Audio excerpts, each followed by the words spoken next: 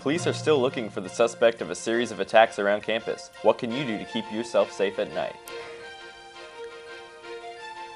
Then Hayden Wilcox is taking us back to Idaho for a fourth part in our continued series at Cooper's Ferry Archaeological Field School.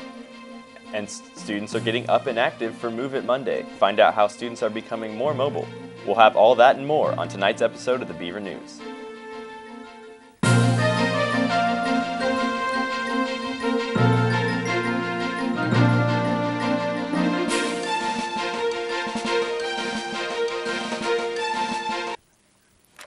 Good evening and welcome to your Monday night edition of the Beaver News. I'm Cody Stover.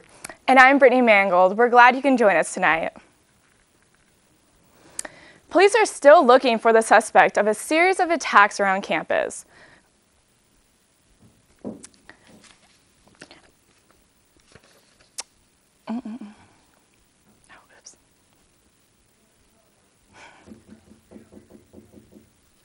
Okay.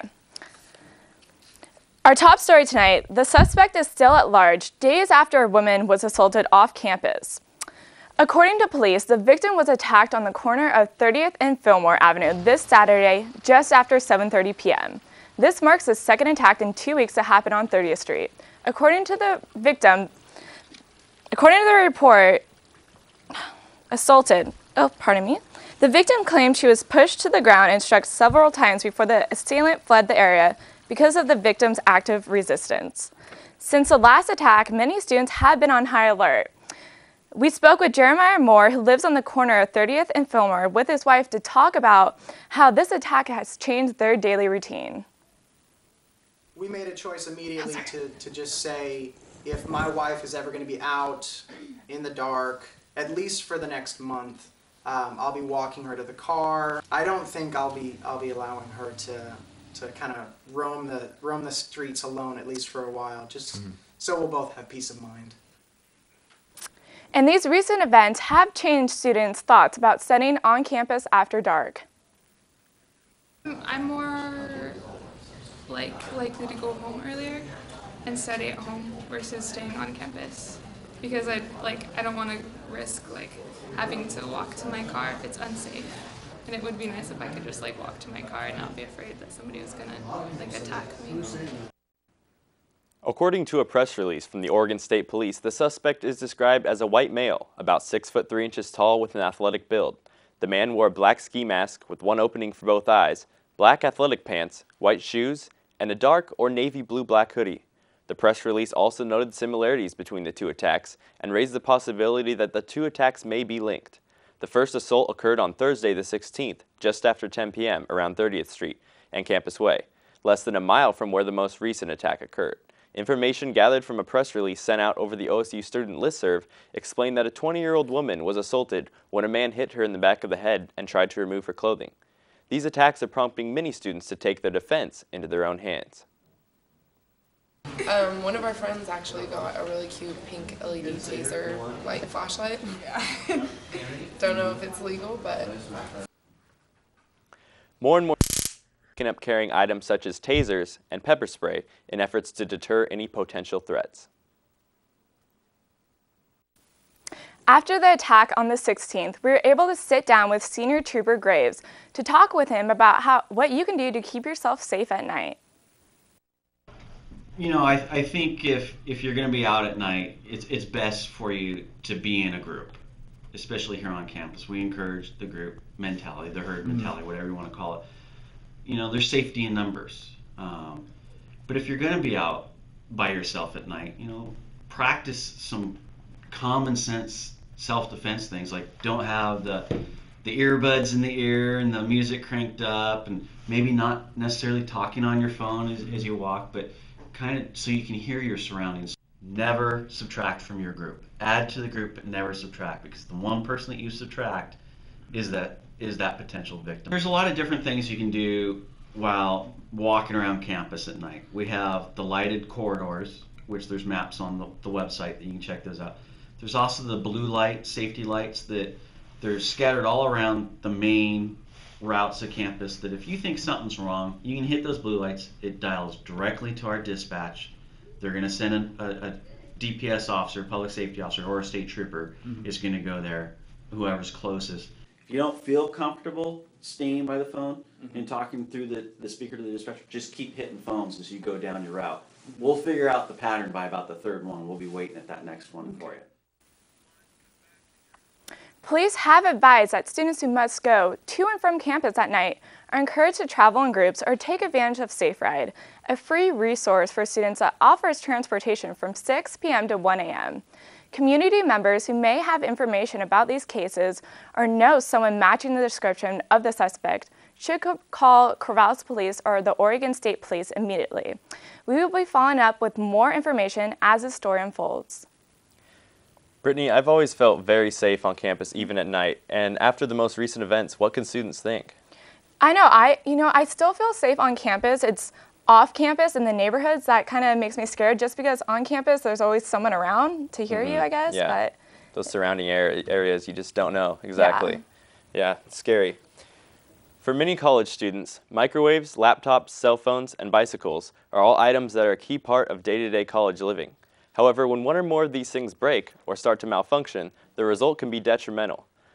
Luckily for Oregon State students, the campus recycling department puts on their monthly repair fairs aimed at helping college students get everything from iPhones to sewing machines back in working order.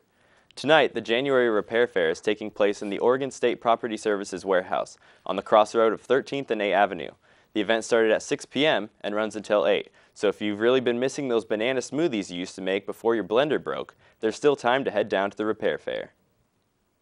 ASOSU is advocating for more state investment in higher education as the student debt nears the $1 trillion mark.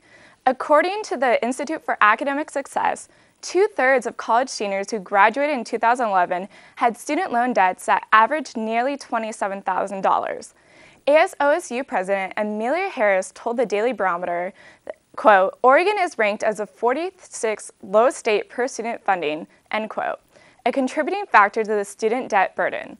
An increasing number of young adults between the ages of 18 and 30 are moving back in with their parents during the economic recession, and a study by OSU researchers found the majority of parents possess positive rather than negative feelings about helping their children, but the levels of uncertainty were high as a result of the struggling job market. It's nearly February, and by this time, many of you have given up on your New Year's better health resolutions. However, Student Health Services is providing students, faculty, and staff a weekly exercise opportunity that is both social and convenient for those who can't stray far from campus during the school day. The fourth Move It Monday of winter term took place today, one of several fitness opportunities provided by Beaver Strides, a campus health organization devoted to providing heart rate-raising activities for Oregon Staters. Move It Monday meets at 12 noon every Monday outside of Plagement Hall, and the group walks for 45 minutes around the greater Oregon State campus area, regardless of weather conditions. The Collaboration Corvallis Neighborhood Livability Work Group developed the property maintenance and rental housing licensing program to put an end to the hazardous living environments around the city.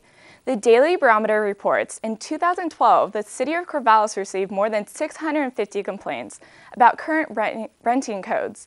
Such violations include landlord negligence to fix leaking pipes, broken appliances, faulty wiring, and prevent rodent infestation. This new program would hire inspectors to check for code violations, and it would require licenses for landlords. Once implemented, an estimated 30% of the 13,000 rental units in the city will require some level of improvements to meet the Code Council's Property Maintenance Code.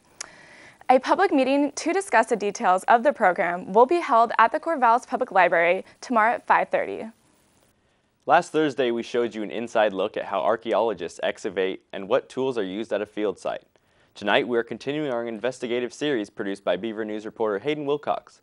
Over the summer, Hayden was able to travel with Associate Professor of Anthropology, Dr. Lauren Davis, for an inside look at what it means to be an archaeologist. Tonight, Hayden is explaining the significance of this research. This report was supported by the OSU and the Bureau of Land Management. Focus, precision, and skill. All of these things would be useless to an archaeologist without passion.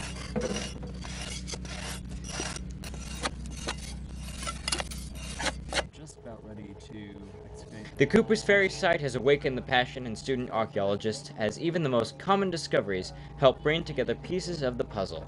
All these things that we're finding help us to put together a picture of what these people's lives were like.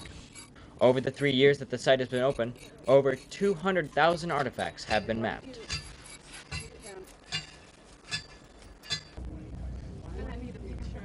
This is a river mussel shell, and these are important because they can tell us about the environment at this time.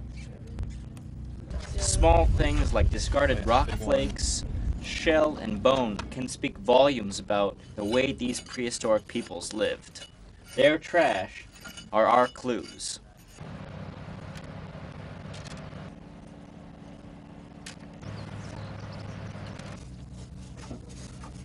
Every inch of the site is carefully excavated as suspense-filled students dig deeper and deeper into history. It's kind of amazing to pull something out of the dirt that somebody, I don't know, I guess placed there thousands of years ago.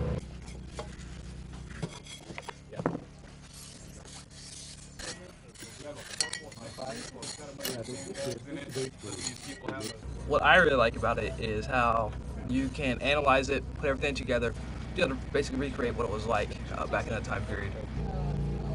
And sometimes the stuff they find could be the discovery of a lifetime. Damn, this is sweet, guys. This is Hayden Wilcox for the Beaver News. We will be continuing our series with Hayden tomorrow night, with coverage of different subjects every night this week. Tune in tomorrow as Hayden shows us what these archaeologists were finding and how stone tools are made. This weekend, KBVR FM was proud to present A Taste of Weird, a winter rock show. This concert brought together bands such as Manx, Ninja Turtle, Ninja Tiger, and Happy Death. Hayden Smith has a report. Last Friday, KBVR FM held A Taste of Weird, a rock show featuring Manx, Ninja Turtle, Ninja Tiger, and A Happy Death. We caught up with lead singer of NTNT, Dustin Brown, before the show. We love playing colleges and we love Corvallis. We've come here one other time and played at Bombs Away. So we were like, hell yeah, let's go back down. It's not that far of a drive. To me, it's like the ideal way to de-stress on music. It kind of seems to take away all the pain, all the stress, like even for a moment. As long as I get here, I know that that's like a few hours that I won't be thinking about homework or stress or really anything that's bothering me. It's a college town, you know, it's a great place to find people that will like your music that are from all over the place. You know, people from all over come to go to school here and at a lot of different colleges. So, I mean, anytime we get a chance to play somewhere in front of new people, you know, get out of Portland and make new friends, make new fans, that's really it's an awesome place. So, yeah, thought we'd come. For a more in-depth look at NTNT and to find out more about upcoming performances, tune in tomorrow night to Molly's Music Minute here on the Beaver News. Well, that's all the time we have for you tonight. I'm Brittany Mangold. And I'm Cody Stover. Thanks for joining us. Be sure to catch us tomorrow night at 7 p.m. right here on KBVR for more of your Beaver News. Have a great night.